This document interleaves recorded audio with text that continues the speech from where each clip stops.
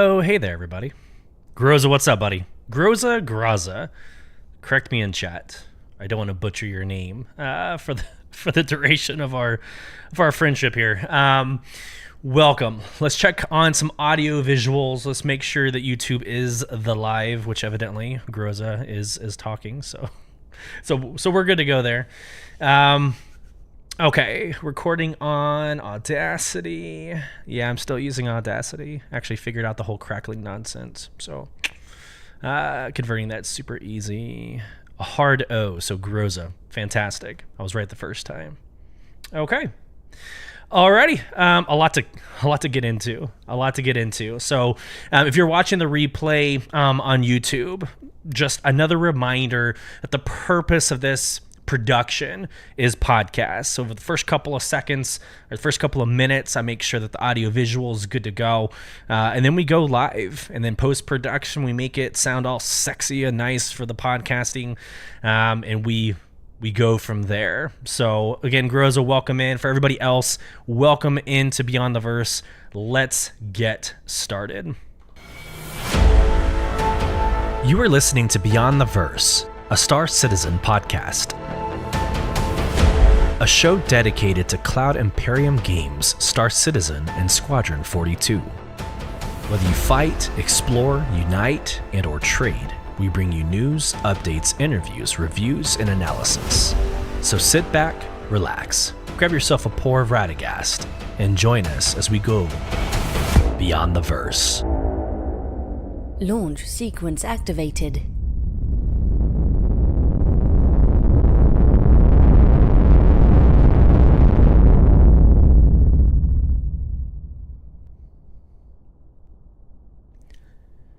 Hello, friends, and welcome to episode 18 of Beyond the Verse Star Citizen podcast with your host, Sulyce. I hope this finds everybody well. Thank you again for welcoming us into wherever you're listening. Again, I always say, like at the gym, driving, when you're traveling, the purpose of this is a podcast to bring the news, any updates, any commentary straight to you, where you don't necessarily have to be in front of your computer to get it. So we have a lot of new listeners since last week. We were blessed to have Blasphemous, the content creator, on our show in episode 17, and we discussed some pretty hotly debated topics, right, between griefing and adversity, and we grew a lot of viewing, a lot of viewership, a lot of followers and subscribers. So first off, welcome in. Thank you so much. Hope to have kept you into episode 18. But for those individuals, actually for the entire community, we are growing at a pace or a rate that I haven't seen in my personal time in 6 years of content creation, really 8 years of content creation. So I did something in the last 6 days that I'm kind of proud about, and I want to just share with y'all before we get into the meat of this podcast. We're bringing you merch. Yeah, we're extending the brand, and we're getting some pretty fun stuff created. It is Beyond the Verse. It is going to be the Star Citizen podcast. We're going to start off small with like t-shirts, but if you are following us over on the YouTubes, let me show you real quick what we're talking about. I'm going to share my screen, and here you go. So this is Zazzle. Shout out to Zazzle. I've used them before in the past.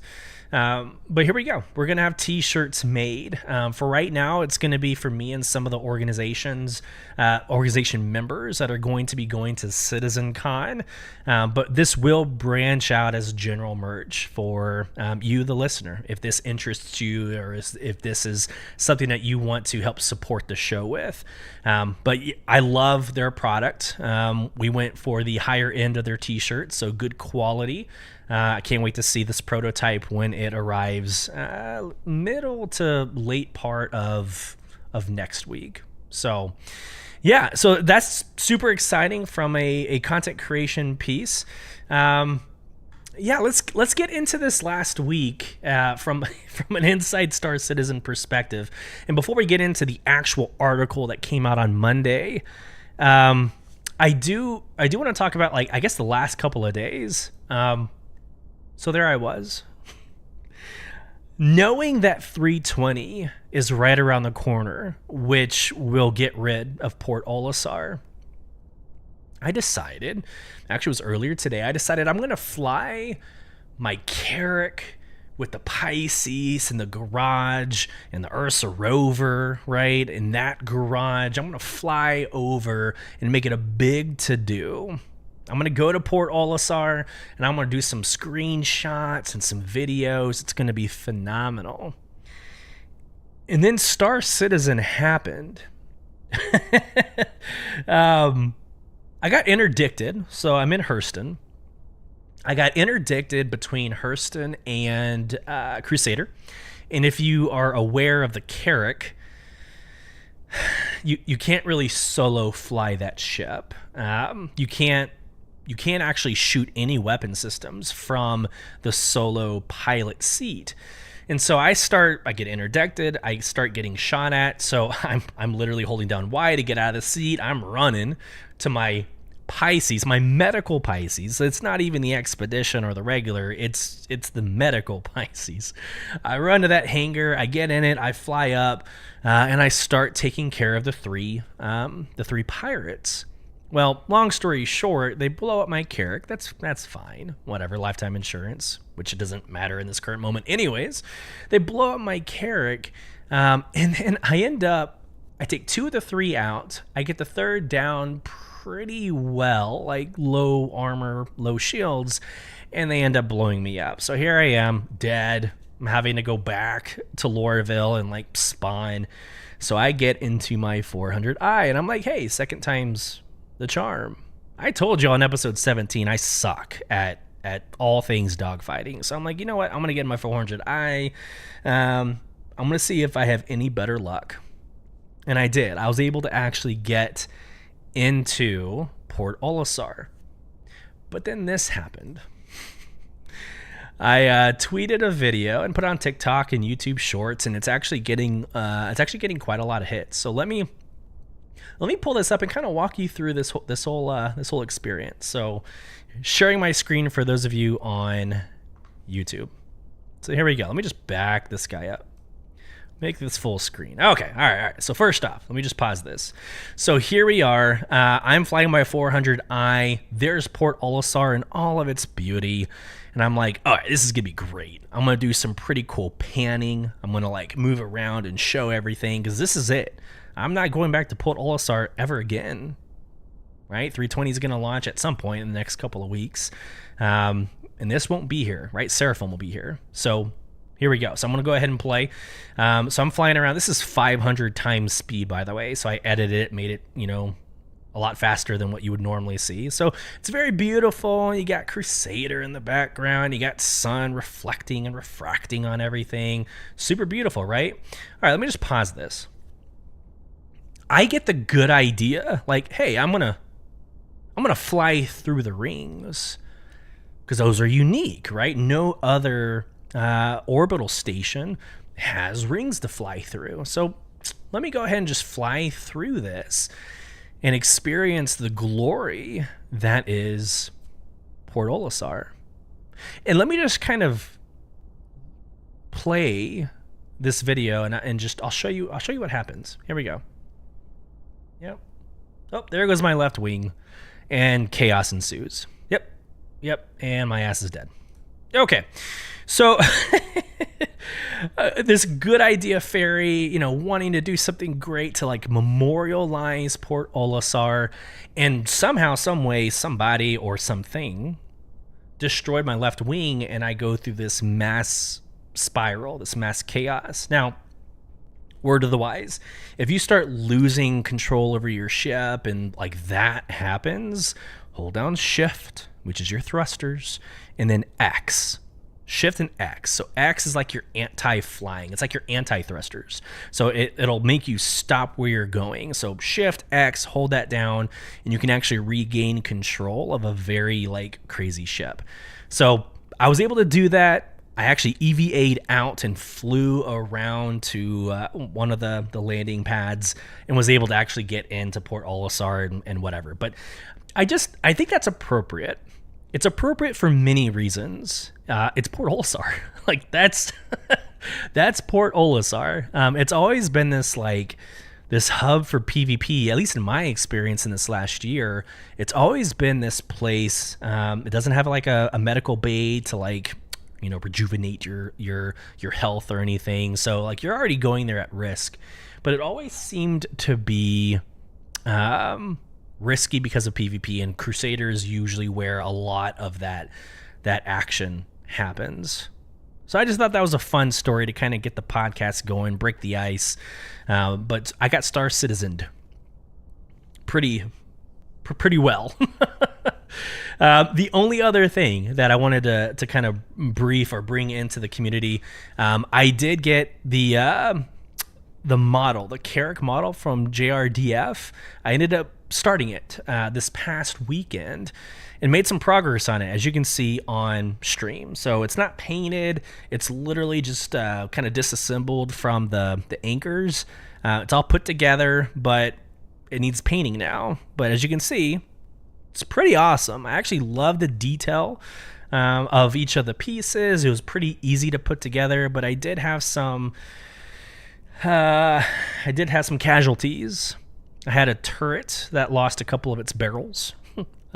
That's unfortunate, but luckily you choose the other sets and you're fine. It's just not angled, the right way or a certain way. And then the other piece, this was easy to fix, but one of the wings, right? So this guy right here, one of these wings, the tips broke off in the disassembling process, right? So you have to snap them off of a base in order to build. And unfortunately, in the breaking process, it actually snapped one of the corners. But that's pretty easy. You just get, some cement glue, super glue, and put it together, and you're good to go. But man, you're already nervous because it's a $250 model. You have these high hopes of putting LED lights in it and making it part of a content creator background. In the first step, you're already breaking crap. So that was humbling, to say the least. I'm not used to 3D printing models. So, okay, we're 12 minutes into the show. I think we should go ahead and get into this week in Star Citizen. So here we go. This has been a pretty interesting week, and I say that because we've had two surprises. We've had a mission spotlight that dropped either earlier today or yesterday. I think it's today. Mission Spotlight dropped, which is super interesting. It's the first of its kind. So we'll go through that surprise. And then the other surprise comes with the roadmap roundup. There's a ship that no one expected to be showing up in 320. So we'll get to that. But here we go. Happy Monday, everyone. This is straight from the comm link, so that's why it says Monday. Last week, we announced that we're teaming up with Atmo Esports to bring the biggest 2v2 dogfighting tournament in the verse to CitizenCon 2953. That's right, folks. You can experience the toughest of the tough duke it out in fight or flight straight from the show floor at CitizenCon with live commentary. Participant applications are now closed, but you can still grab CitizenCon tickets to witness this spectacle in person. Speaking of CitizenCon, we're giving you a heads up that community booth applications are closing soon, which is July 31st. So don't miss out on your chance to showcase your organization or community. There's no better way to recruit and showcase what makes your group great. And remember, there's no limit to what your booth can entail. Whether you want to recruit for your org, roleplay a character, or champion a cause, this is your chance to leave your mark on the big event. Check out this post for more details. You have until July 31st to sign up. For those of you who can't wait until CitizenCon to hang out with other enthusiasts in the flesh, we hear that there will be a bar citizen happening all this weekend, from coast to coast in the United States of America. Don't forget, if you're organizing an event or just looking for one to attend in your vicinity, you'll find everything you need at barcitizen.sc. Now let's see what's going on this week. This Tuesday, the narrative team brings us the latest monthly Galactapedia update, which we will actually save for the last part of this podcast. Wednesday, We'll see the publish of our bi-weekly roadmap update and the complimentary roadmap roundup. This Thursday on Inside Star Citizen, we're catching up with our gameplay feature team to take a look at the early prototype of the next iteration of Salvage, called Munching. On Friday, there will be no Star Citizen Live, but you'll see the weekly RSI newsletter delivered to your inbox. Also, this is the final week of Foundation Festival 2953 and your last chance to earn some sweet rewards exclusive to the event. Visit the Foundation Festival Hub for more details and jump in before the event ends on July 31st. Fly low and fly fast. Freja Venedis. Venadis. I would love to be corrected. I suck at names, and I suck at the Xi'an language, as we'll find out during the Galactapedia read.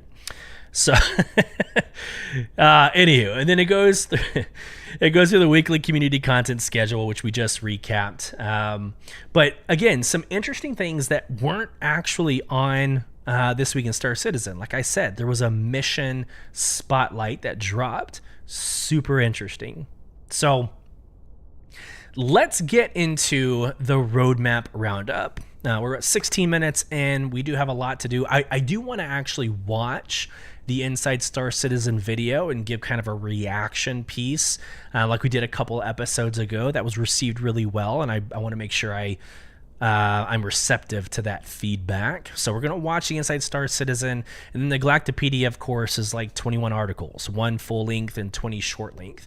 And we are actually going to go through each one. I think it's great intel, and it's a great conversation. So let's get into the roadmap roundup. I'm going to go back to sharing my screen. Here we go. So this is the release view. This is the kind of the meat of what happened this last patch 3.19 that was obviously dropped May 16th, 2023. We still don't have a date for when 3.20 is dropping, but we do have some changes in the intel. And what I usually like doing is going to the roundup first, and then we'll come back to this page and show the actual cards. So here we go. Roadmap roundup. Let's go. Progress tracker. The following deliverables have been added to the progress tracker. A lot of new missions. And some of this is new. Some of this was not in previous progress trackers, right? New missions. Steal evidence. A criminal mission type where players are tasked with infiltrating security post Correa and stealing files from Crusader security for a hefty payout. I actually like this. I like this because it puts another reason to go to security post Correa. We already know it's being added to Arena Commander, so it's going to be this very important kind of a POI, a point of interest. It's going to be this really important piece. So let's put more in it besides just going and clearing your crime stat. So I think having some more missions that bring us to this very well-known, very popular location is going to also add another layer of PvP to it, right? So if you want to steal evidence, which is a PvE mission, but if you want to steal evidence, you better bring your best PvP ship, right? You should not be taking your Carrack as a solo pilot to this mission, right? I'm still going to say the 325 Alpha is your best bet in this current moment, but I am completely biased, to say the least, with Origin. New missions, cargo hauling. Making use of the freight elevators feature, this mission type will have players hauling large quantities of cargo to earn both a UEC and reputation. This goes hand in hand with the Hull C. So the Hull C it's been committed for quite some time now. That is happening in 3.20. We knew that ship was going to drop. So this is perfect. This means that you can take, again, those massive like Connex or 18-wheeler trailers, and you can put them on your Hull C. Right, that's a loose description, but you can put those large cargo containers and actually use the Hull C for what it's worth. I still have questions I still want to know about landing gear. I still want to know about its capabilities of flying around and maneuverability and all of that, right? I want to see it, live it, and breathe it. But having the new mission come out with it for cargo hauling makes perfect sense. New missions, Steal Recover Cargo. Steal Recover Cargo missions will see players recovering and or stealing cargo from both derelict and active ships, then hauling the cargo to its intended destination. Pretty straightforward there. New missions, Restoration Contracts. Utilizing the repair functionality of the multi-tool salvage attachment, players are tasked to restore ships from bow to stern, patching up the hull, replacing missing or faulty internal components. It's actually pretty cool. And replacing weapon loadouts in new salvage yard locations. That's actually really cool. I've never heard it called restoration contracts before, but it kind of sounds like those like the criminal salvage missions where you're having to like strip paint off the side of the ships. It's almost kind of like that in my mind, where you're having to replace like they said, components, right? I like the idea that it's kind of like reversed salvaging in a way. Now, here's also something that's new, at least new since I've been covering these roadmap roundups. There's perks now with reputation. And so there's shop discounts, hostility, and sandbox triggers, all basically perks of the reputation that you're gaining when you do these missions. So let's go through each one real quick, but this is the first time that I am seeing reputation as a perk. So let's cover shop discounts. Players will have the ability to receive discounts in certain shops based on their reputation with affiliated organizations. Awesome. Hostility. Players will encounter AI that are either friendly or hostile based on their reputation with the organization the AI belong to. This also includes different friendly fire thresholds and defense responses. Sandbox triggers.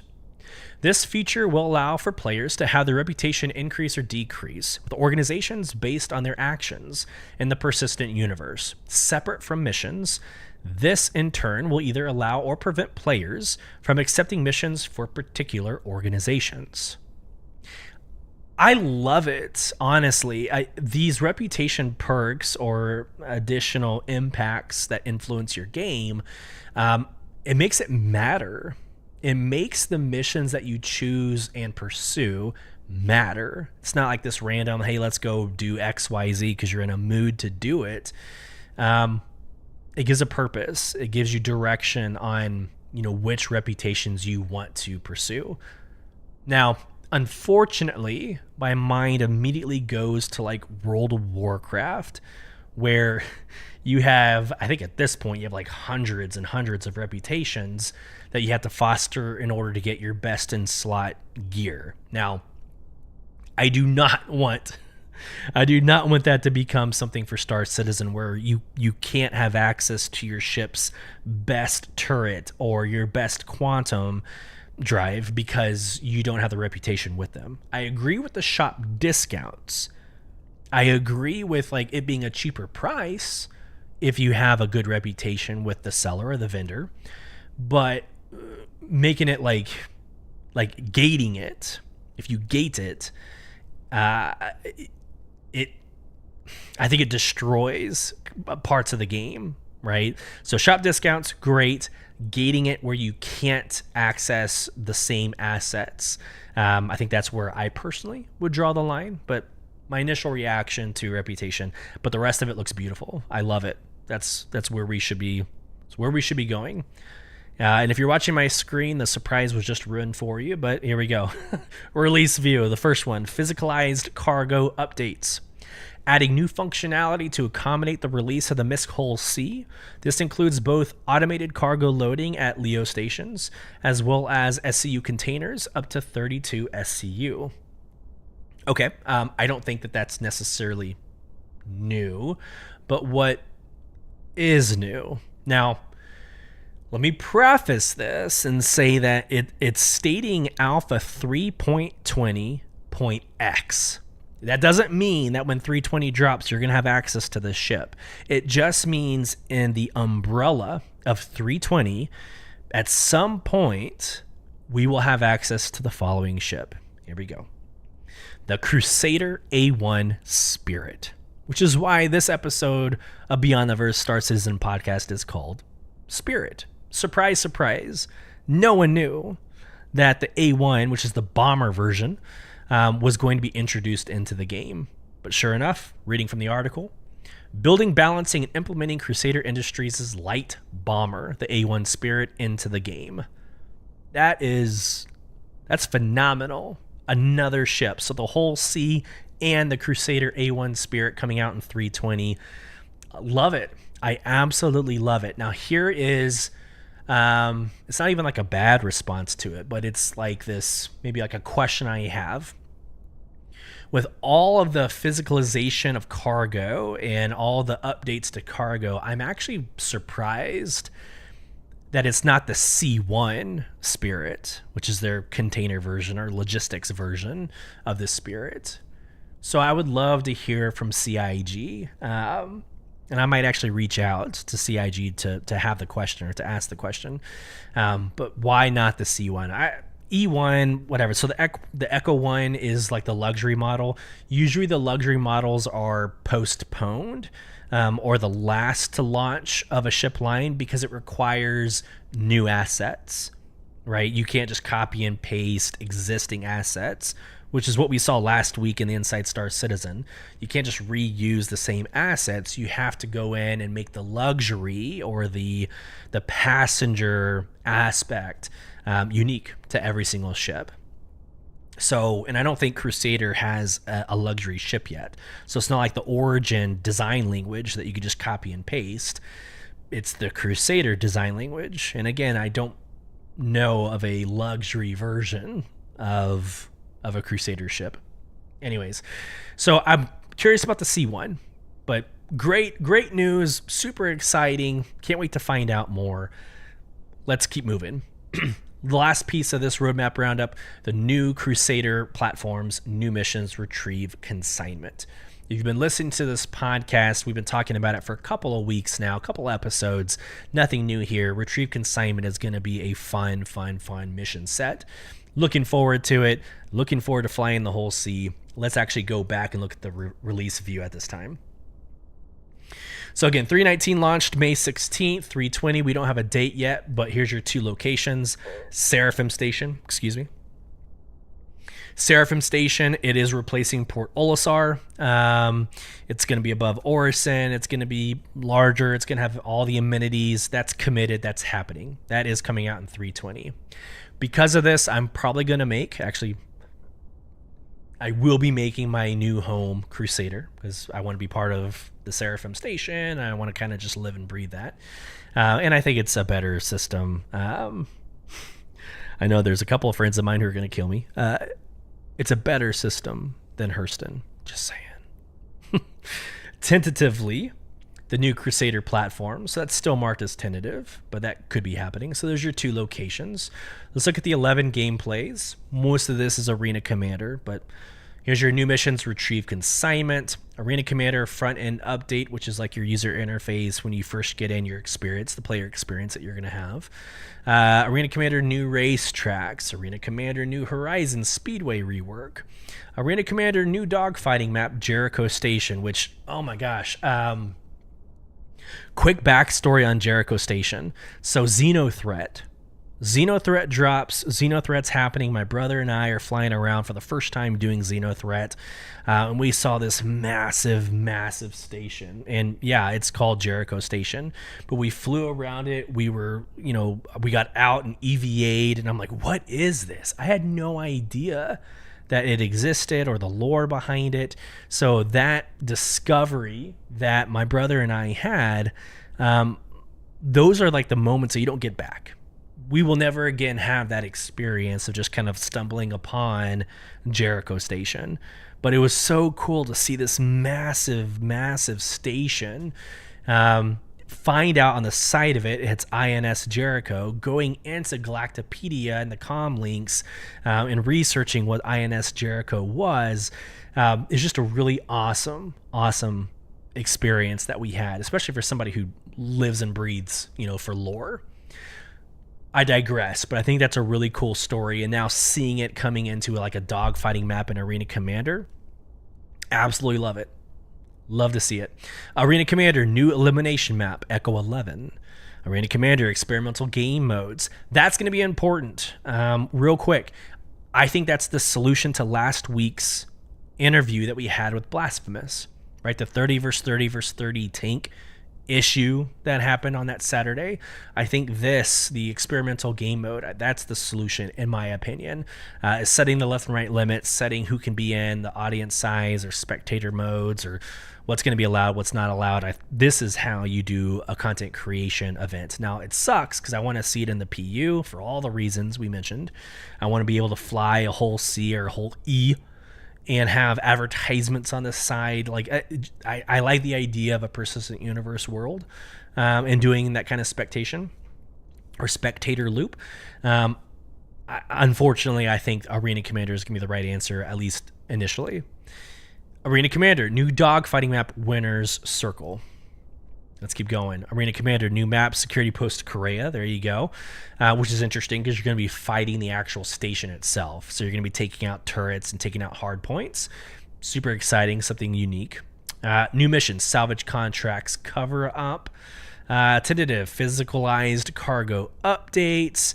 And that's it for gameplay. Last but not least, 3 entries for ships and vehicles committed. Wheeled vehicle and handling improvements, which is phenomenal.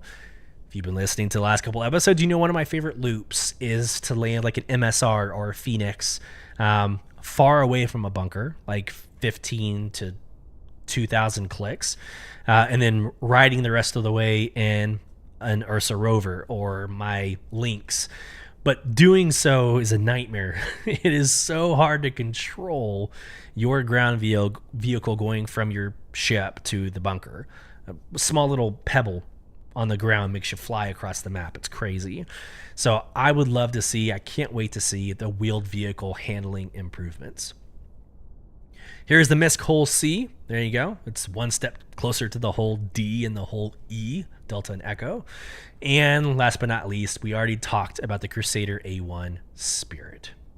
So there you go. A lot to unpack there in the roadmap roundup. It is insane. And while we're transitioning, let's go to chat real quick. Groza, I see Raffmaster23. Hey man, welcome to the podcast, and a very, very, very, very good friend of mine, Conniff. Man, welcome. Conniff has been with us since episode 1. We actually had Conniff on and co-hosted that first episode. So I hope this finds you well, each one of you. Thanks for joining. And again, we are live on YouTube on Thursday nights, 8 p.m. U.S. Central. But again, the main purpose of this production is podcast for replay and on your podcasting platform. Okay, back to surprises. All right, so earlier today, Mission Spotlight. There was no intel. There was no sneak peek or teaser that this was going to drop. It honestly hit. It hit my where did I see it first? I think I was in Spectrum, and I was talking with a friend of mine from content creation. I was talking with a friend of mine on Spectrum, and they were like, "Hey, did you check out this Mission Spotlight?" No. Click the link, came over here, and now you're seeing it on your screen as a screen share. So here we go. Real quick, I'm going to summarize it. But it's this idea of bringing the community up to speed or sharing kind of a general knowledge on missions that you might not know exist, right? Or how to access those missions. And let me tell you a little bit of a testimony. There have been times that I have gone onto a content creator stream, which I've been following a lot of you on Twitch lately. It's been good to see each one of you. But I've been watching them do a mission. I'm like, first off, where the heck are you? I don't recognize the surroundings. And then what are you doing? I'm seeing things happen on the screen that are not your typical box missions or bounty or mercenary missions. So this is going to be a really awesome tool. I think it's going to be a really awesome tool to kind of share that, hey, play this in this way in this area for this purpose, and you can unlock these experiences. So I already see a point. I already see a benefit to doing something like this. So let's get into the page. Let's get into the whys. I won't do this every time that there's a mission spotlight drop, but because this is the very first one, I personally see value in it. So here we go. Mission spotlight. Tackle the most thrilling missions in the verse. Whether you're putting your life on the line for the good of humanity or keeping the wheels of commerce rolling, Star Citizen is brimming with immersive missions that let you make your mark on the universe. Over the next few months, we're spotlighting some of our favorite contracts and giving everyone who attempts them the chance to win ships perfectly suited to the challenges of the verse. First up, outlaws are running amok in a stolen fleet of deadly combat ships. Restore the peace in the all-action Arlington Bounty. So stopping there, never heard of Arlington Bounty. Never heard of it. Now, I will also be honest with you. Most of the missions I take on are in the general tab. Not the personal tab, but the general tab. It's safe. It's not going to give me crime stats, right? It's easy to get in, get out, do your mission. Most of this is you're going to see most of this is in the personal tab. It's riskier. Maybe they take longer to do. Like the Eckert mission line it takes a while to complete. The Vaughn mission line takes longer to complete. But here's the deal, just quickly. The general missions are exactly that. They're missions for the general public. Hey, I need somebody, I need literally anybody to do this one mission. Take this one box, deliver it to this other location. Don't care who it is, make it happen. General tab. The personal tab is, hey, Sulyce from Soul Provision, I need you to go and do this mission. It's kind of the story mode, sort of. It's kind of the story mode that allows you to get into the story. And it allows you to sit down across from an NPC who talks you through why you're doing what you're doing. I have found the Vaughn missions super interesting, right? Very immersive and engaging. So I'm gonna gander that most of this will come from the personal tab. Let's continue on. Arlington Bounty. The Arlington gang is wreaking havoc on Stanton in all manner of deadly fighters and gunships, and rumor has it, it's got its hands on a devastating Idris capital frigate. Which, by the way, can we just launch the Idris? Can it just happen? Can we launch the Idris P and K? Back to the article.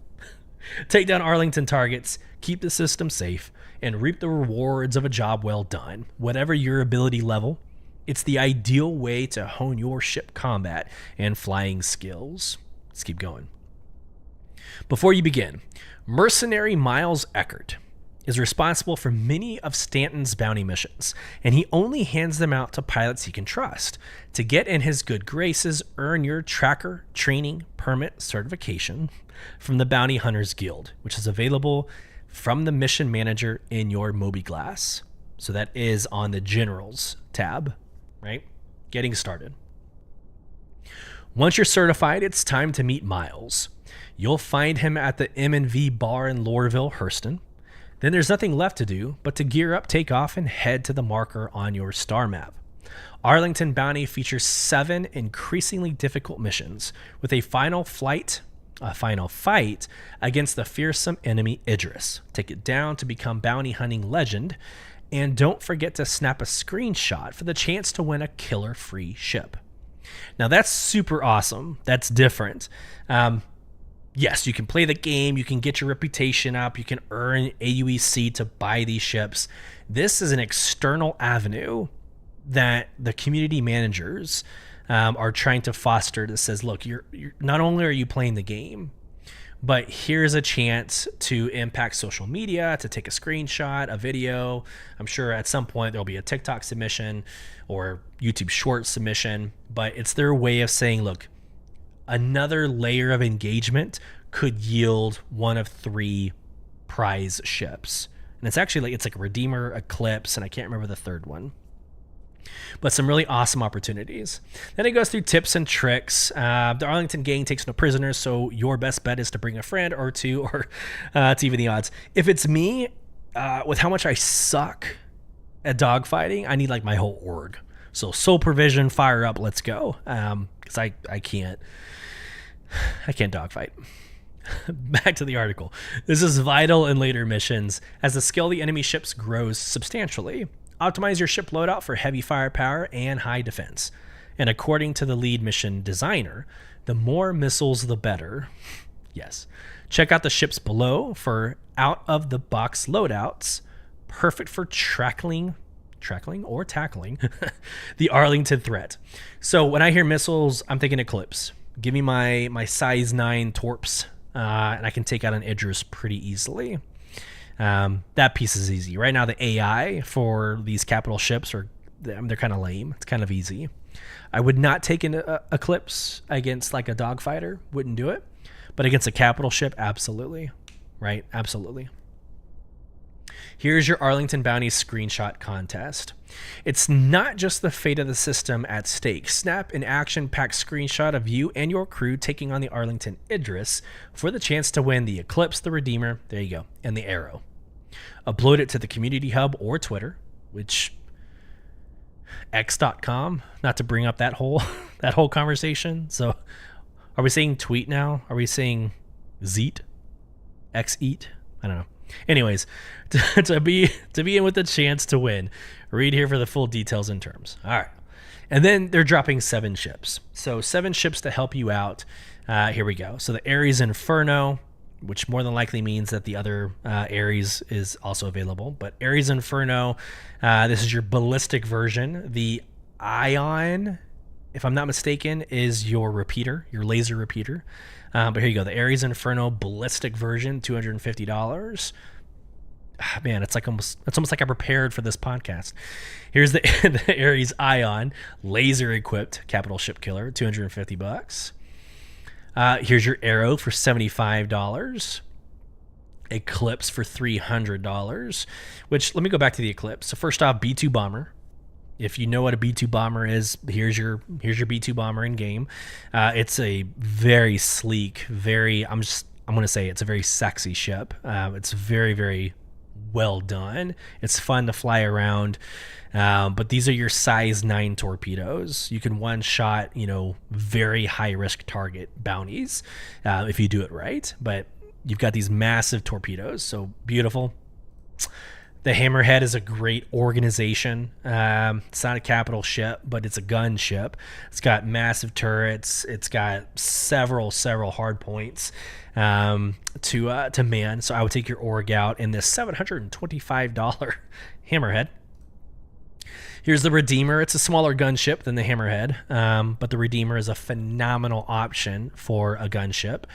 I could have told you the Retaliator bomber was available as well, but this is your next level of the Eclipse, right? So your Aegis Eclipse is your B2 bomber, super sexy, whatever. This is like an extended, longer version of the B2 bomber. It still has size 9 torpedoes, but you're going to have more of it. You're going to want to man it with several pilots, not just yourself, or several manpower, head count, not just yourself. I think that's it. Yep, back to the Ares Inferno. So, just a big surprise. Just a huge surprise. Did not see that coming. No intel. Not like hey, get ready for next week because we're doing something new. I love it. I think it was a really well done presentation and an opportunity for us to get into some of these like PvE missions. All right. So back to chat while we do a transition into the next segment. Groza. I have an A1 Spirit upgrade. Can't wait. I have the Echo 1 upgrade, right? So I went ahead and bought the Echo 1. I'm all about the, luxury, fancy passenger airliner kind of mentality. So I can't wait for the Echo 1. I also know it's probably not going to be until Q4, if not next year before I see it. So I'm excited about the A1. Super exciting. Go have fun. I would love to hear from you. I'm going to live vicariously through you, Groza. So let me know.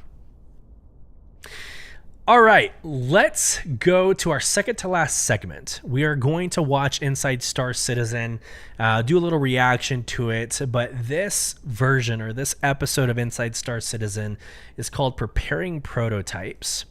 Like I've said before, let me just go ahead and kind of transition over to sharing my screen, full screen, pausing that.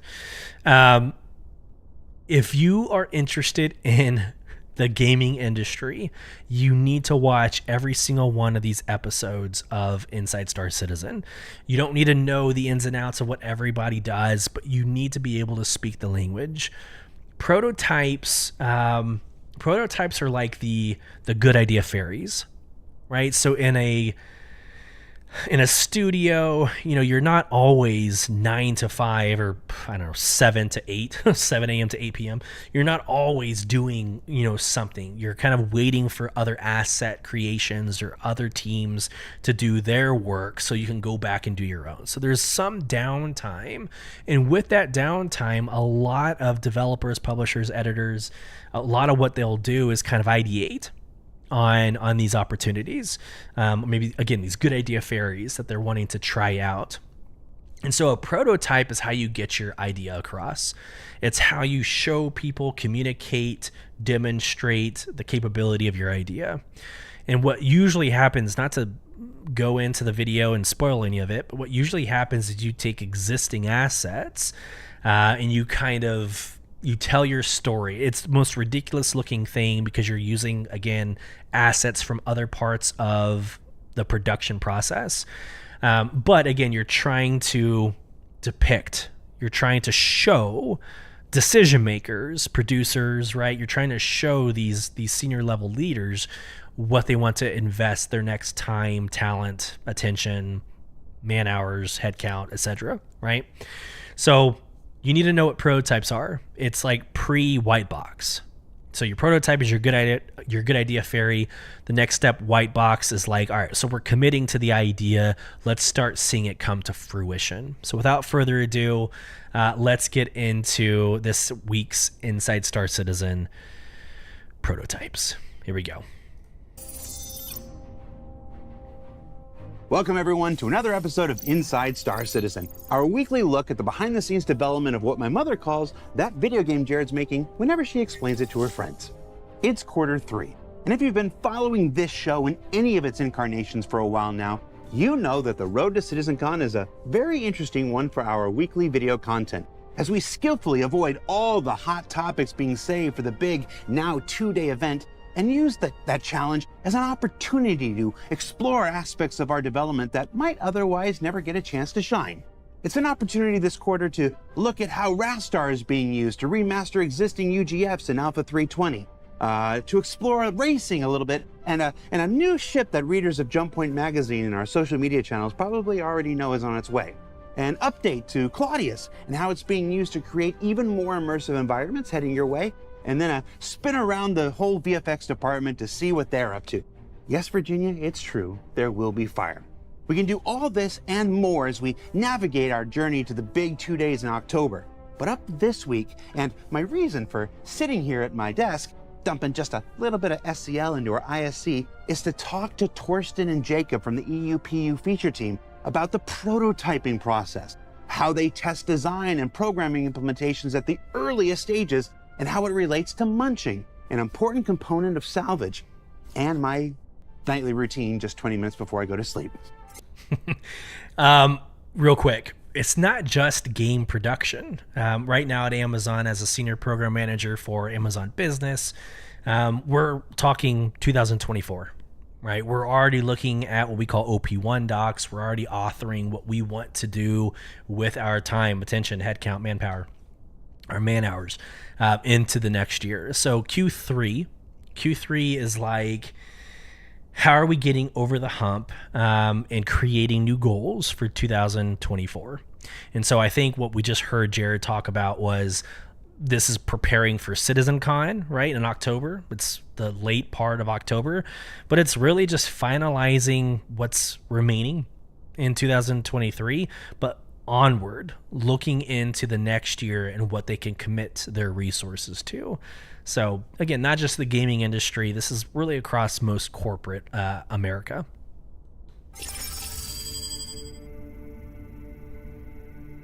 Torsten, Jacob, how you doing, people? Doing good. I am fine, thank you. All right, so we are here talking about prototyping process. Before we get into it, give me the top level, just the like the LinkedIn version answer.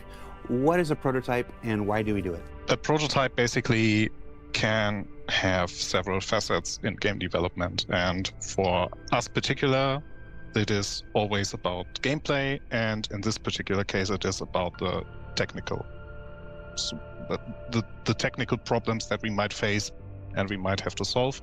So for that, we always use prototypes, and playtesting those prototypes is a crucial part in game development, where it is mainly used to prove theories, where the theory is either gameplay is fun, does it technically work, and this is basically what the purpose of a prototype is.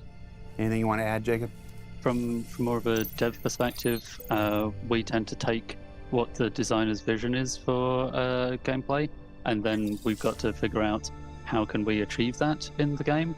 And just as often, that's not crystal clear from the start, so we have to try a few things and see what technical hurdles might be ahead of us that we're going to have to consider for the full development. So what we're going to do on this week's show, the first of our Q3 shows where things are a little bit different, we are going to look at a feature at the absolutely earliest stage. This is earlier than we've ever shown any feature ever, the prototype phase. What we're about to show you is not going to look good. It's not going to look pretty. It's going to be weird, poppy, and buggy. So we're just warning you ahead before you take the footage and put it in your YouTube videos. What is the prototype that we're going to look at right now, Jacob? We're going to be looking at the prototype for munching, the next tier of salvage.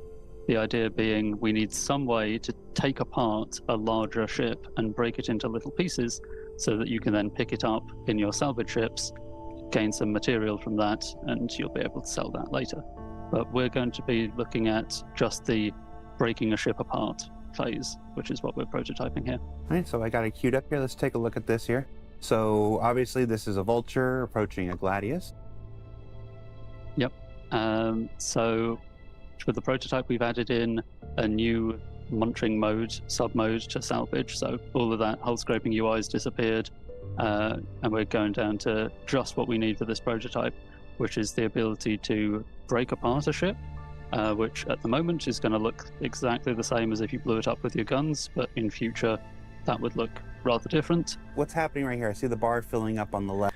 Which is exactly what I said earlier. Like, they're using animation that already exists in the game. They're not gonna spend resources and man hours creating new animation at this point, right? That they're not going to broach that. They're going to copy and paste again, like we saw like last week in Inside Star Citizen, or was it Star Citizen Live? Last week's video where we saw them create a ship. They're copying assets. Okay, nothing's happening with the ship. Yeah, so this is the placeholder for the actual gameplay that would happen here. The design will have some actual gameplay for what you have to do as a player to break the ship apart, but we put in that little placeholder, which is just essentially a timer, a progress bar, based on how big the target is. And that is actually on purpose, because the question that we are asking in this prototype are more technical. That means that we shouldn't focus on the gameplay aspect, so we should keep the gameplay as minimal or as simple as possible, and then so that we can fully focus on the technical bits of the prototype. Okay, so we saw it broken into some, what looked like normal debris, but now we got to break it into smaller munchable stuff. So we'll go back to the video here. So breaking it into normal debris is stuff that you've seen before, but when we have this bigger part, it doesn't come apart into more pieces naturally. So in this prototype, we are just deleting the thing and replacing it with loads of tiny little placeholder pieces to act as the munched apart debris. What you're also seeing is a prototype for how you will get those pieces into your cargo, which is a little suction field that grabs those little pieces, drags them towards the grinder in the mouth of the vulture, and from there they're converted into cargo. Those little pieces that we saw are obviously not arted and everything. I want to remind people again, we've literally never shown anything in a prototype phase before, so forgive me for reiterating this 2 or 3 more times before we're done here. This is designer art, just small pieces to represent the mass and the size of stuff that we might be using. It's even worse, it's coda art. Yes, indeed. This is the programmer equivalent of a white box test, where I'm not even qualified to make white boxes, so I just rip off other assets that I found in the engine and just slap them together. So that's what this is. And obviously, without being a prototype, there's no VFX, there's no explosions, there's no beams, there's none of the things that would mask this transition that would normally happen, so that you don't see the pieces just pop in, like they're currently doing. Yes. All right, so that was done on your local machine, just you on your workstation doing a local version of the universe here. The next phase, as I understand it, is to test it in PU conditions, and we're going to go ahead and start this video because this video is going to go for a little bit. Tell me what we're doing here. All right, I have to. In the next couple of seconds, you're going to watch the quote-unquote testing it in the PU, and he's going to, this individual's going to spawn ships at landing pads throughout the entire universe to overload the server. And there's a part of me that's like, or just go to really any other server.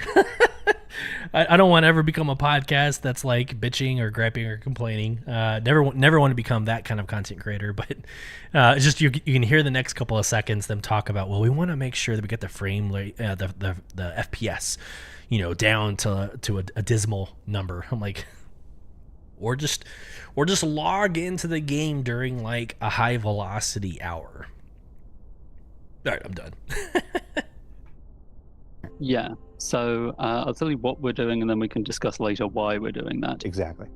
What we're doing right here is I want to test worst case performance conditions. So I'm chucking in some console commands to load up or stream in several different landing zones at the same time, because otherwise me as just one player on the server, I wouldn't really be loading that much. I wouldn't be stressing the server. So I'm going to stress it quite a lot by loading up as many landing zones as I can think of off the top of my head, basically, until I see that server FPS count go appreciably lower. And then only once I've done that am I going to step into the actual gameplay test. I also noticed you've upgraded from a Gladius to an 890 jump. Yes, because when I think worst case for breaking a big thing into small things, I want the biggest possible thing, which is going to require lots and lots of small things. So, yeah, 890 jump is a good candidate for that. Okay. So, what are you typing here? Oh, yeah. I'm just typing in some comments for the other recipients of this video, because this was... For those of you on podcast, what you're seeing is almost like an MDOS screen. It's like a window, and there's code that's just scrolling through on the top left, and he's putting in little inputs, little phrases of bad server FPS. Here's why and what I'm doing in order to yield this outcome. So just again for the podcast listeners, so you know what's going on. An internal video for reviewing stuff. Do you often use console commands to leave notes for people?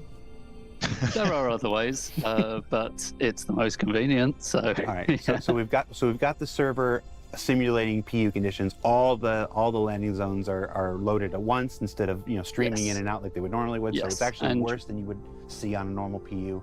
Indeed, and we're going to see that immediately. That this breaking the ship apart that we saw work so nicely in the editor.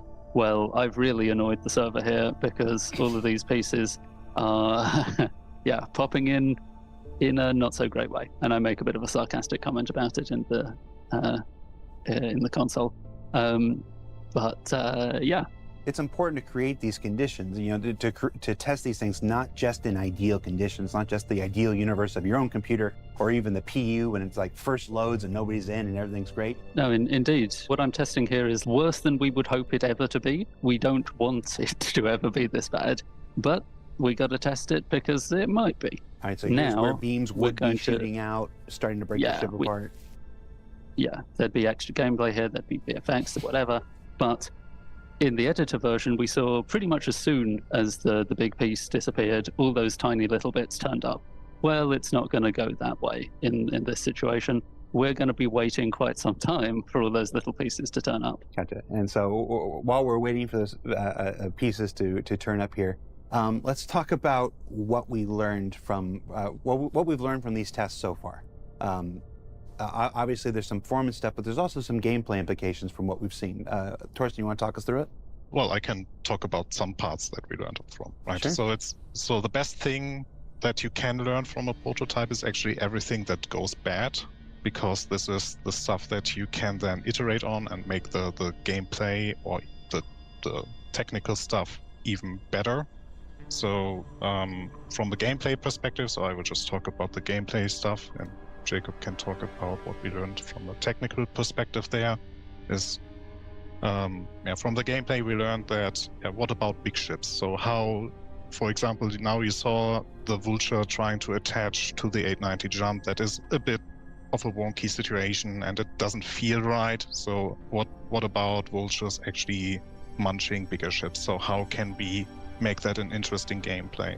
Then you saw in the first video what happens when the ship transitions into the smaller bits. So the masking is a huge topic that we have to solve so that it feels right and you don't notice that one element pops away and another element pops in.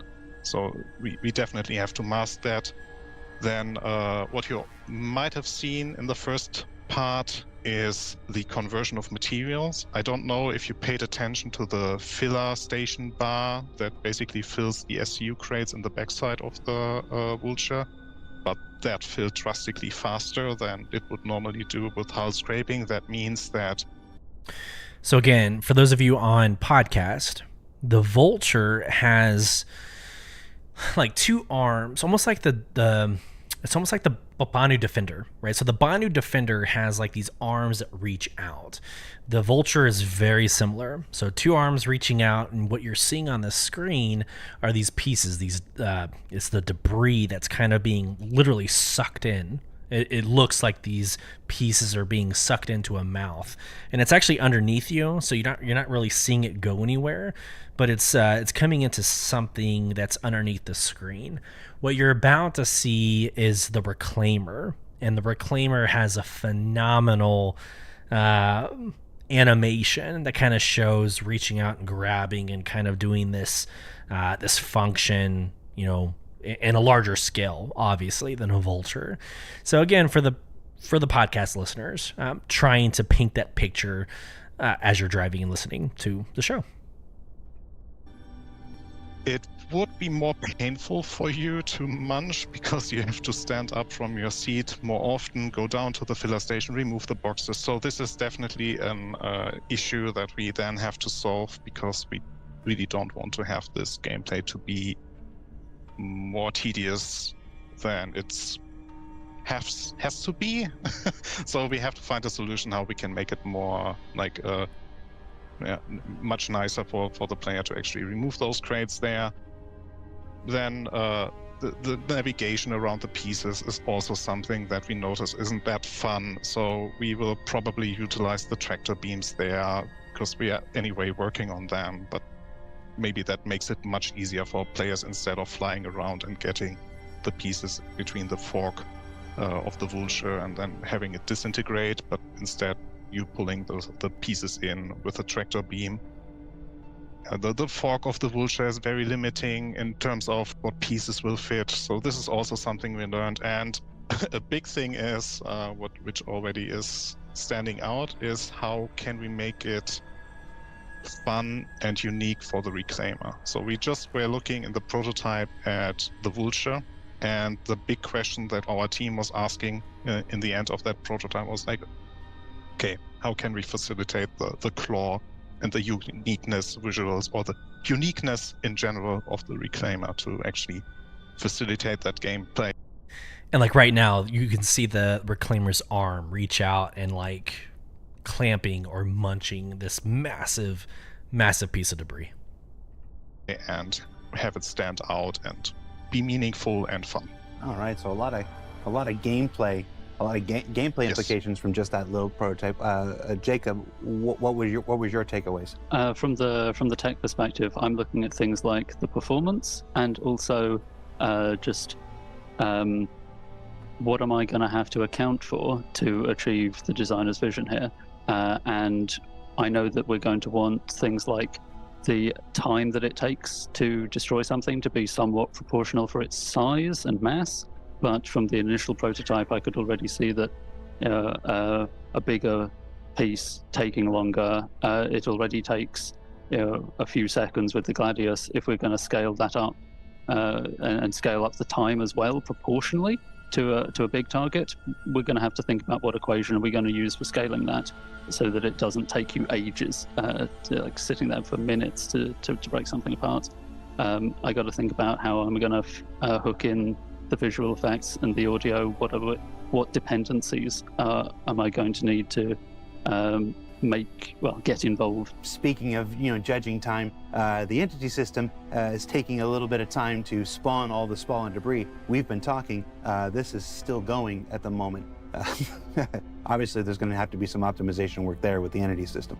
This is kind of what we've got with PES is that it's not quite as quick to create entities as before we had PES.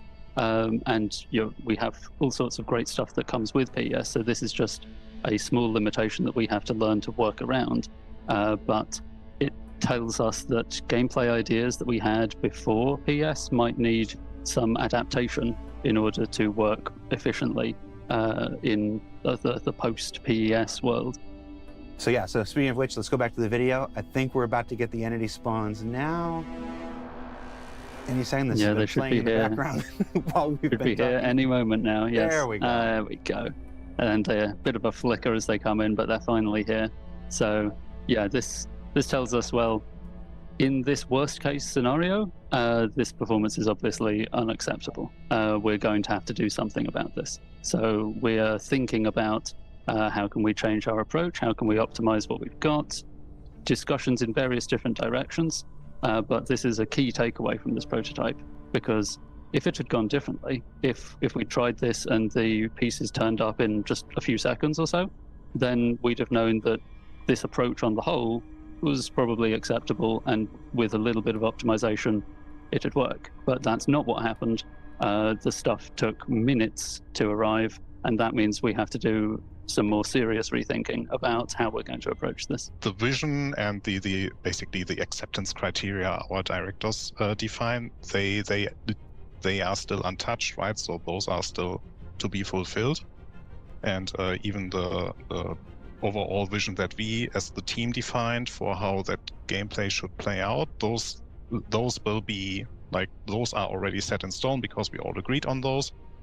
But how the actual gameplay then plays and feels, this is still affected by the prototype. A prototype like this is really perfect for stepping in early and making sure that every tick box on our acceptance criteria is met, and we can make a better gameplay out of it. I think we all have a real desire and responsibility towards testing these things as often and as early and under as much duress as possible as we work to stabilize the PU and make it a more enjoyable experience going forward.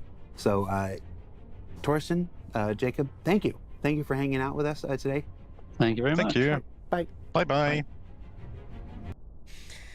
All right. I have to do an immediate response to this. So, oh man,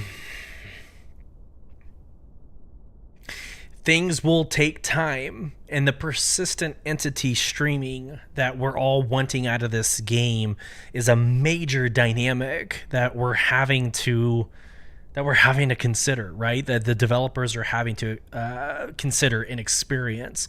So this is where like the prototype process makes so much sense, and where it's so it's so needed, because you're going to trial and error. You're going to break.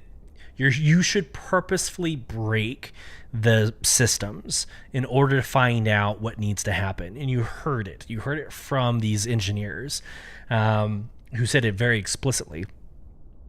The persistent entity streaming is something that doesn't exist in any other game. So what they're going to do is they're going to try something, and they're going to say, hey, we need a ship to explode.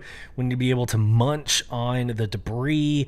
Let's see what happens. And that's what this process is. Now multiply that across everything else that Star Citizen is trying to accomplish, and now you have a little bit more context on why this game is taking 10 years. I'm not a fanboy. I don't have blinders on. Like I there are frustrations that I can share and relate with, but having a better understanding of the why helps me be more patient. And I hope that's the same with you, with the listener, the viewer. I hope that's the same with you. Knowing more from these Inside Star Citizen lives, when Jared comes on with some of the engineers and developers and producers, the editors, right? Like this is the why. So take it, learn it, try to understand like where this is coming from. So there you go. I've always thought like the salvaging, it's very small right now. You drive out with your Vulture, or maybe your Reclaimer, but you're not using the Reclaimer for its full intention or its full scope. So you go out there with a Vulture, and it's so tedious. It's very tedious, especially if you're doing the salvage missions. You're like, my goodness, can we just like expedite this process? Well, here you go. Here's the why. Here's why they release half of the solution in 3.19. Here's half the solution. Go have fun. Enjoy it in alpha, which not every game does. You can experience this later in 3.20 or when 4.0 Pyro comes out. So I'm not going to belabor it anymore. This is why I spend so much time on my podcast showing you Inside Star Citizen. You can watch it yourself, but again, if you're on the road listening to the podcast, there's so much value in listening to these subject matter experts do their craft, right? Absolutely. So, last segment for the night, and it's my favorite segment of the night. Let's get into the Galactapedia update.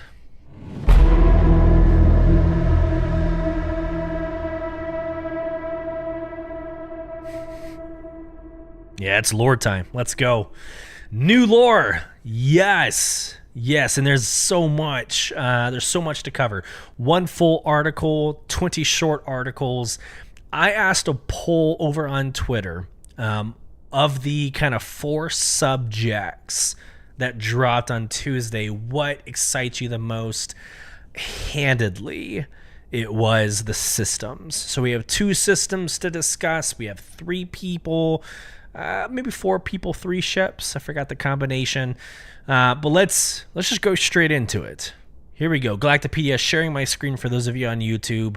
I encourage you to go back and watch replay for the full lore deep dive. Here we go. Full-length article. SSN CATV, long-lasting news network. Here is the history of several of the lore articles that we read in the last 17 episodes have come from this news network. So here we go. Here's the story behind it. SSN CATV is a human spectrum network that provides news, political analysis, commentary programs, news magazines, and talk shows. It was founded in 2458 as a result of a merger between former news channels Sheridan Special News Television and Communications Alliance. It was the first news network to broadcast to all UEE star systems, While it currently has hundreds of affiliates and satellite offices, it primarily broadcasts out of Terra, or Terra 3. Here's the history. SSN TV was the first network originating from Earth, Sol 3, to broadcast to Mars, Sol 4, and was the dominant news network among humans until the discovery of the Croshaw system in 2271. As human territory expanded to other planetary systems, SSN TV's reach narrowed due to limitations in communication technology. Content delivery delays of several days to several weeks were common between systems. Rival network CA was established on Raider 3 in 2398 to combat this gap. Thanks to the Redor system's cutting-edge communications network, CA's reach expanded more quickly than SSN TV's, and the network began to struggle. In 2458, SSN TV accepted a merger proposal from CA, and SSN CA TV was born. SSN CA TV initially transmitted a continuous stream of news, hosted by a rotating cast of anchors. It gradually increased its focus on politics, purchasing Showdown in 2522 as its keystone debate program. This shift in content brought high profits with it, enabling the network to open a new headquarters on Cestulus, Davian 2, in 2525. In 2529, SSN CATV provided on-the-ground coverage of the unified currency riot in Jata, Cestulus, including its quelling by the United Planets of Earth military. After first contact with the Xi'an in 2530 and discovery of the Tavaran in 2541, the network's content began to gradually lean pro-war and anti-alien. Break. Here is where, if you're a first-time listener, you know that I suck at names. I suck at the Xi'an language, but that's part of the fun. Let's get back into it. Upon the ascension of Ivar Messer I to the office of Prime Citizen in 2546, SSN CATV's content took a hard pro-government shift. The host and crew of Showdown were fired and replaced after they aired a special episode urging people to act against Messer's consolidation of power. Deacon Messer II became one of the network's prime shareholders in 2601. After this point, SSN CATV became one of the cornerstones of the UEE propaganda machine. In 2630, SSN CATV relocated to an expansive headquarters on Terra. The network slowly began to allow some UEE critical content to air, while still maintaining a pro-Messer stance in the majority of its programming. For example, SSN CATV played a pivotal role in discrediting Terran Senator Asan Kieran's reputation during his call for Terran sovereignty in 2638. But it also allowed its pundit and debate programs to feature anti-military and pro-secession guests. During the power struggle between Astrid Messer VII and Samuel Messer VIII, reporters on multiple shows stepped too far out of line, harshly criticizing the Messers for their infighting. In 2699, Astrid Messer VII retaliated by conducting mass arrests and censoring over half the network's programming into cancellation. Samuel Messer VIII rescinded the mass censorship upon taking office in 2701, but ordered that all content aired henceforth on the network had to be approved by the Imperator's office. Those imprisoned by Astrid Messer VII were not pardoned and were forced to serve out the remainder of their sentences. The role and deposition of the Messer regime. Anonymous SSN CATV insiders began organizing with anti-Messer activists as early as 2702. They aided the resistance in two key ways. They allowed the rebels to pass along encrypted messages via the network's communication arrays, and fed them information uncensored by the Messer government. Once such piece of information was footage from the massacre of Garen II. On 11 April 2972, technicians responsible for the network feed allowed footage of the massacre, along with a message from the resistance group Tide to interrupt a broadcast of SSNCA-TV Nightly News. This broadcast was the inciting incident of the revolution that would eventually depose the Messer regime. Today, SSNCA-TV hosts a wide variety of news and news-related content. Some of their flagship programs include pure news shows Empire Report and SSNCA-TV Nightly News, the pundit-centered debate program Showdown, and the UEE critical talk show Plain Truth. It has satellite offices on most recognized planets in the UEE. And again, several of these Beyond the Verse Star Citizen podcast episodes consist of these channels, right? And we talked about a few of them. We talked about the Empire Report, Showdown, Plain Truth. You have heard a lot of your time capsule major milestones come across those platforms, right? So it's fun for me. I'll speak for myself. It's fun for me to learn more about the platform or the medium by which our narrative team is delivering the lore, delivering the message. Super, super interesting. Back to Galactapedia. As you can see on your screen, if you're watching on YouTube, the short articles are as follows. Usually your ships are pushed to the very bottom. This is the first time that I have seen the 4 ships start the conversation. So Vulcan, Legionnaire, the Ares, so 3 that you're familiar with, and then a 4th that I know you're not, called the Cosmo Sloop. So let's get into the Vulcan, the Legionnaire, the Ares, and the Cosmo Loop. Vulcan. The Vulcan is a refuel, rearm, and repair spacecraft manufactured by Aegis Dynamics for the UEE military. First launched in 2594, it was commissioned by the UEE Navy after they requested proposals for a medium-sized support spacecraft. After a successful trial period, the UEEN promoted the ship into active service as its standard frontline support ship during such conflicts as the Second Tavaran War and the Siege of Tiber. Since its introduction, it has been upgraded many times, and civilian models of the Vulcan have been offered to the public since the early 27th century. Let's keep going. Legionnaire. The Legionnaire is a medium-sized boarding spacecraft manufactured by Anvil Aerospace for the UEE military. After the military failed to intervene in a piracy incident that led to the deaths of 2 civilians in 2918, they issued an all-call for any type of technology that would help improve the success rate of boarding operations. Anvil's submission, a new spacecraft designed by lead engineer Grot Taylor, was ultimately selected and debuted in 2922.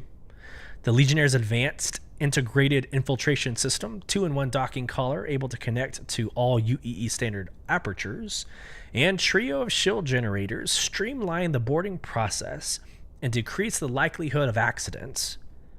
By 2925, the Legionnaire became the centerpiece of the UEE Navy's interception tactics package. A civilian version of the ship entered the market in 2952 during Invictus launch week. Moving on, Ares. The Ares Starfighter is a heavy, which, by the way, is available to buy in the pledge store at this current moment. The Ares Starfighter is a heavy single-seat fighter manufactured by Crusader Industries. Debuting in 2949, it was designed from the ground up as a civilian ship to provide security against hostile large spacecraft or capital-class vessels.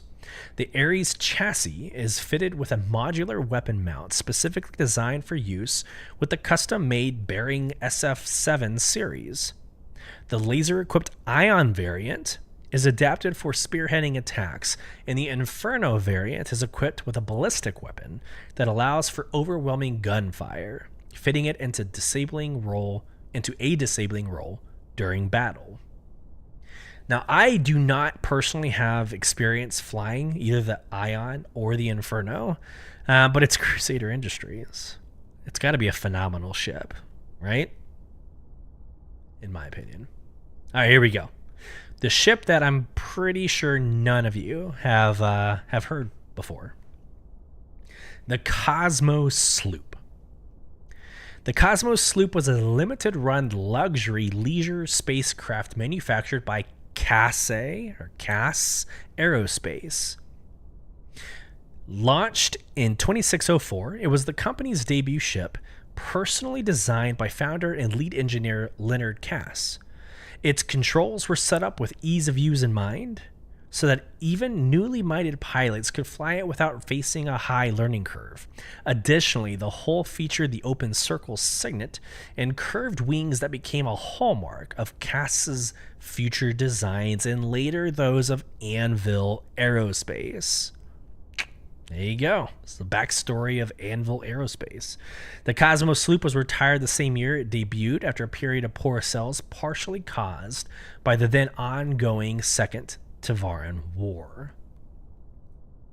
So there's your 4 ships, and now we can get into the Horus and the Kayukyai systems, which is what everybody prefers to read about. It's the systems. It's the places that you can go and explore, that you will be able to go and explore at some point in the life of Star Citizen.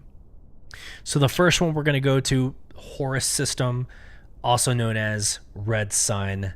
Let's get into, I clicked that twice.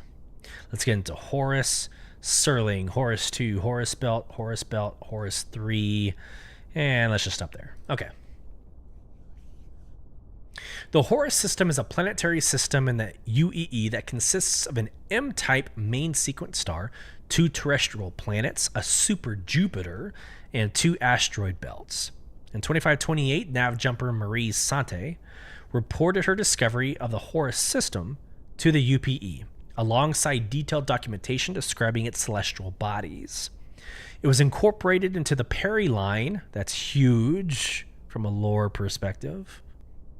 It was incorporated into the Perry line when Sante discovered a jump point to the Xi'an-owned the Rila system in 2542, after which the UPE closed Horus to non-military personnel. When the Perry line was dissolved in 2793, the UEE government reopened the system and oversaw the colonization of the tidally locked planet Serling, or Horus 1. Horus's connection to the Xi'an Empire, once a hindrance to its development, is now the main driver of its economic growth. Serling, or Horus 1, is the first planet from the sun of the Horus system, UEE. Tidally locked to its star, its day half is hot and cloudy, and its dark half is icy and cold. A permanent wind system that exchanges air from each side keeps the climate from veering into life-threatening extremes and creates habitable conditions along the perpetually twilight solar terminator. Further colonized by humans after the dissolution of the Perry line in 2793, it is a center of trade between the UEE and the Xi'an Empire, which is connected to the Horus system via 2 jump points. Horus 2 is the second planet from the sun of the Horus system UEE. Although it is located in the habitable zone, it lacks any natural bodies of water and does not have an atmosphere that can support life. After the 2947 signing of the Human Xi'an Trade Initiative, some of the old military bases on Horus 2 left over from the Xi'an-Human Cold War were transformed into cargo exchange stations for traders passing through the Rila and the Kaipoa jump points. There is growing public interest in the potential terraformation of Horus 2 as trade between the UEE and the Xi'an Empire continues to increase. And then you've got Horus Belt Alpha and Bravo. Well, Alpha and Beta. I think it should be Alpha and Bravo, but here we go. Horus Belt Alpha is the first asteroid belt from the sun of the Horus system UEE. It is the most active center of mining operations in the system, providing Serling, Horus 1, with materials that cannot be extracted planet-side without threatening the delicate balance of its environment. In 2911, a small mining outpost set up one of the belt's larger asteroids had a defective filter installed during construction, which led to the presence of a constant pall of dust that caused long-term respiratory problems in its inhabitants. A court case following this incident against the filter's manufacturer forced an industry-wide overhaul and regulations compliance. A bit of additional added, lore to that about a filter being being an issue to an asteroid belt. Interesting. Horus Belt Beta is the second asteroid belt from the Sun of the Horus System, UEE. In contrast to its neighboring belt, it sees little commercial traffic aside from passing trade ships, despite being located closer to the system's only inhabited planet in Serling. Marie Sante, who discovered the Horus System, kept a personal base on the largest asteroid in the Horus Belt Beta that she utilized when exploring the system's outer reaches. Left abandoned after her 2545 disappearance, the base was rediscovered in 2977 and was declared a cultural heritage site. Horus 3 is a super Jupiter on the Horus System, UEE, and is the most distant planet from its sun. More massive than most other gas giants, it has a high-density atmosphere that compresses the planet, lowering its overall circumference in comparison to low-mass gas giants. Many rest stops and refueling stations orbit Horus 3 in support of travelers and traders that pass through Horus between the UEE and the Xi'an Empire. Let's keep going. I realize 30 minutes passed. It's an hour and a half podcast. Let's go. We're having fun. Marie Sante. We've already kind of been discussing Marie Sante, but this is the discoverer of the Horus System. She was a nav jumper, most notable for her discovery of the Horus System, which she named after her ship. Born on Gon, or Oberon 1, in 2504, she was the oldest of 7 children and was often left in charge of caring for her siblings while her parents worked in the mines or gambled after work. She ran away from home at the age of 14, disappearing from public record until her reappearance in 2528, when she disclosed the discovery of the Horus System to the UPE government. The extensive planetary charts she provided with this report have led historians to believe that Sante first visited Horus up to a decade earlier, but Sante refused to provide any further information. Her 2542 discovery of a jump point to the Xi'an-controlled R'Lah system prompted the UPE to add Horus to the Peri line and close it to the non-military personnel. Sante refused to leave. She continued to explore Horus, evading and occasionally clashing with the Navy as they tried to push her out of the system. In 2545, she and her ship vanished without a trace. Sante's ultimate fate remains unsolved and is a popular subject of stories and documentaries on Serling. Horus 1. So that's Marie Sante, that's the Horus System. That excites me because you can almost see stories and missions that will take you to the system to kind of discover what happened to her. What was the fate of Marie Sante? So you can kind of surmise and project like these stories that they're writing now, the narratives that they're pushing across can probably be what we expect to be playing in the next 5 to 10 years. Wishful thinking, maybe. For the purpose of the next several articles, it's Xi'an. So the Kyukyi, I'm going to call it the Kyukyi system. Bear with me as I survive the rest of the Galactapedia updates. All right, here we go. The Kyukyi system. Also called the Indra system. Okay, there we go. Boom. Done. I'm calling it the Indra system from here on out. There we go. Also called the Indra system, is a planetary system in the Xi'an Empire that consists of an A-type main sequence star, a white dwarf, a gas giant, a terrestrial planet, and an asteroid belt. Discovered in standard Earth year 2515, or the Xi'an year or 111.826. When a Xi'an military convoy picked up an anonymous... That doesn't look like anonymous. When a Xi'an military convoy picked up an anomalous signature, I have no idea what that means, during a routine mining escort operation in the Yaman system, it was incorporated into the Perry line in 2548 when the UEE became aware of the Indra system jump point. The UEE gave it the military designation Indra after an ancient human god of war. Following the end of the Xi'an-Human Cold War, the UEE updated their charts to reflect the system's original Xi'an name. Kayuk-Ya was made into a center of trade between the Xi'an Empire, the UEE, and the Banu Protectorate. The largest settlement in the system, located on the moon Pui Nu, or Kayuk-Ya 1 Alpha, is a center of Xi'an youth culture. All right, here we go. So that is the Kayuk-Ya, Kayuk-Ya 1, the Pui Nu, Kayuk-Ya 2, Belt Alpha, and let's just leave it there. All right.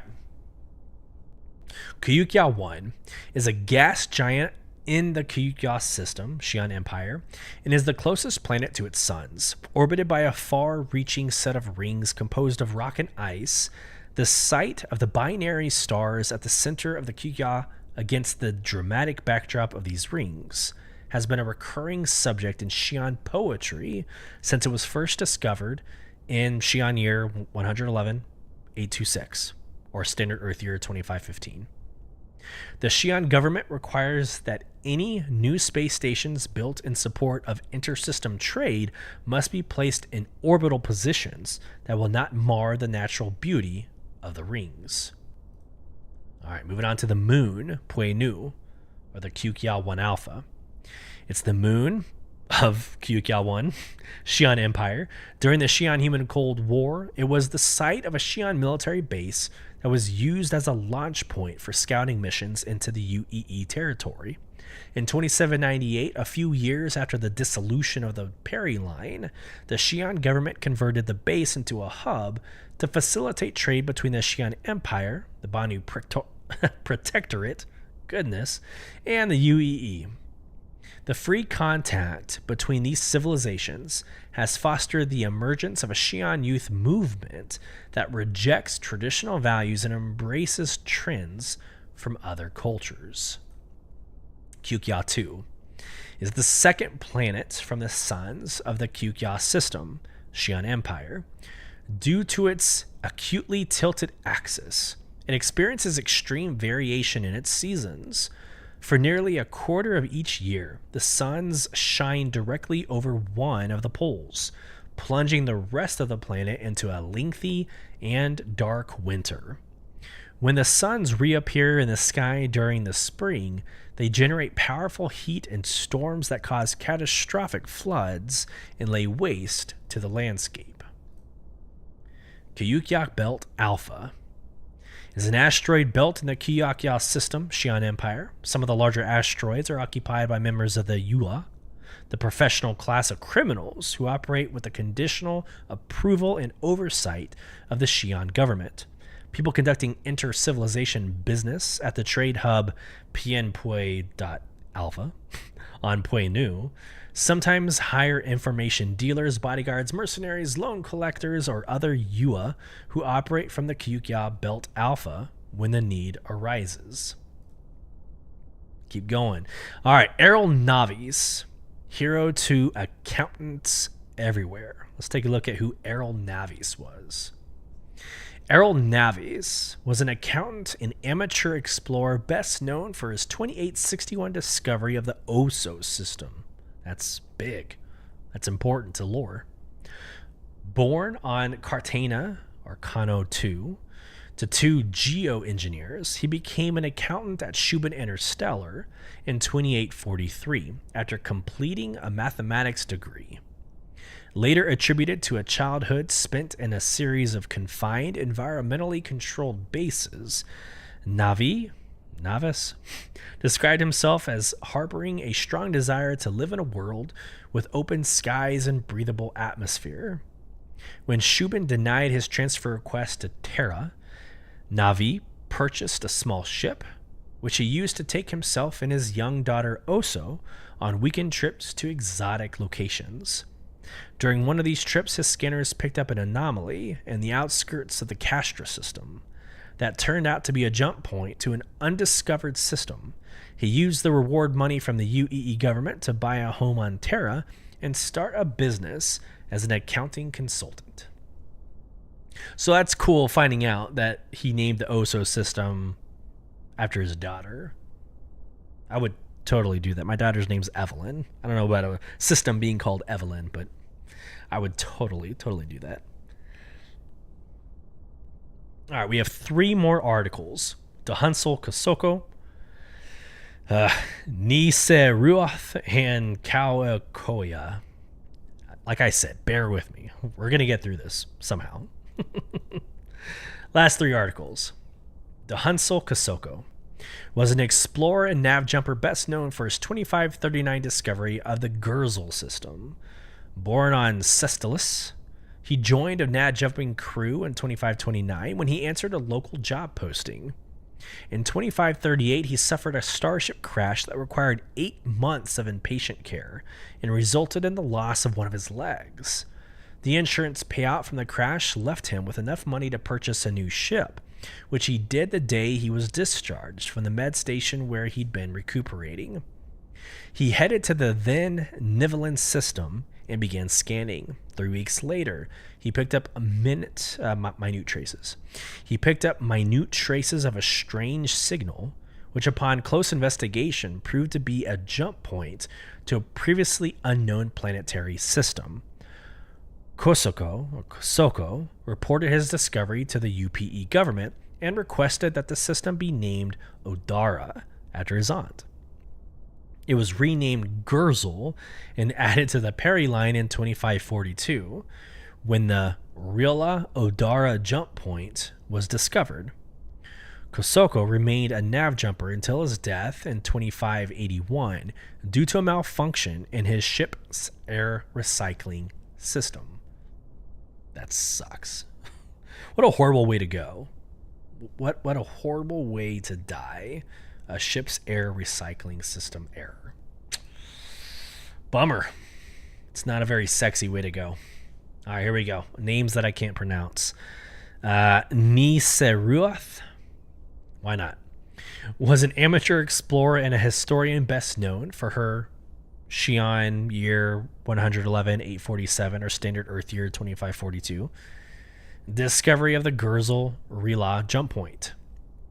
The youngest daughter of one of the House Ruoth's matriarchs, she was expected to follow in the footsteps of her family and became a political historian. However, she found she preferred exploration and spacecraft piloting. During her time in the Potongpu, she served as a scout for the Xi'an military and would explore the outskirts of whatever system in which she was posted during her breaks. This hobby led her to discover a previously unknown jump point from the Relas system to the UPE-controlled Gurzel system, then named Odara. Her appearance in Odara caused an increase of tensions between the Xi'an Empire and the UPE, so while she was commended for her discovery, she was reprimanded for her carelessness in entering the jump point and stripped of her duty as a pilot. She served the remainder of her time in the Potongpu as a file clerk. After returning to her house, she took up the family business but obtained her own ship and continued flying whenever she could. She won the Koa e Koalai in 1112 standard Earth year 2881. Yeah, I know that's a race. We're about to cover that. The Koa e Koalai. It's one of the last articles. It's actually the next one we're going to read. It's the history of a race. So let's get through it. The Koa e Koa'ai, whatever, is a spacecraft race, goodness, that combines marathon flights with physical endurance. Held every Xi'an year in alternating locations around the Xi'an Empire, it was first competed in standard Earth year 2341 in the Hayoten system. Before each race, the Koa e Koai Governing body chooses checkpoints and destinations that are not revealed until the race begins. There's always a mixture of locations in space and in atmosphere. Once the race is underway, pilots receive the coordinates of their first checkpoint and do not learn their second checkpoint until reaching the first, or their third checkpoint until they reach the second, and so on. Pilots must coordinate with their pit crews about when and where they will rest, repair, and refuel, and must choose strategic periods in which to lower their metabolism and extend their flying time without reaching a state of exhaustion. This continues until only one racer is left, which can vary anywhere between 200 and 50 standard Earth hours. The pilot who has reached the most checkpoints is declared the winner. Other non-Xi'an species were allowed to participate for the first time in standard Earth year 2947. So I would be interested to learn if that's actually becoming something that either exists in the PU or Arena Commander. I kind of like the concept. I like the idea of kind of like an endurance race. It kind of reminds me of Gran Turismo. I remember there being like endurance races in Gran Turismo or something along those lines. So kind of a neat little, I don't know, tie-in, but a variance to maybe like a basic or a mundane, racing experience. So very exciting. And that is it for this week's Galactapedia update and for episode 18 of Beyond the Verse Star Citizen podcast. Public service announcement. We are not going to be airing episode 19 next week. We are taking next week off. My family and I have a family vacation we're going to go on. Of course, they deserve my utmost attention for that week. So we will be reconvening 2 weeks from now for episode 19. And we have a special surprise, not in the month of August, but in the month of September with another content creator. Can't wait to tell the community more about that as we get closer. I hope this finds everybody well. Have a great night, and I'll see you in 2 weeks. You've been listening to Beyond the Verse, Star Citizen podcast with your host, Sulyce. Join our in-game organization, Soul Provision, by applying at www.robertspaceindustriescom/orgs/provision. You can get involved in the conversation with your questions, comments, or emotional outbursts by emailing us at starcitizenbtv@gmail.com. Watch us live on Thursdays, 8 p.m. Central at youtube.com/@starcitizenbtv, and follow the conversation over at Twitter and Instagram, both at /StarCitizenBTV. Once again, thank you for joining us. We hope this finds you well. Until next time, safe travels as you traverse Beyond the Verse.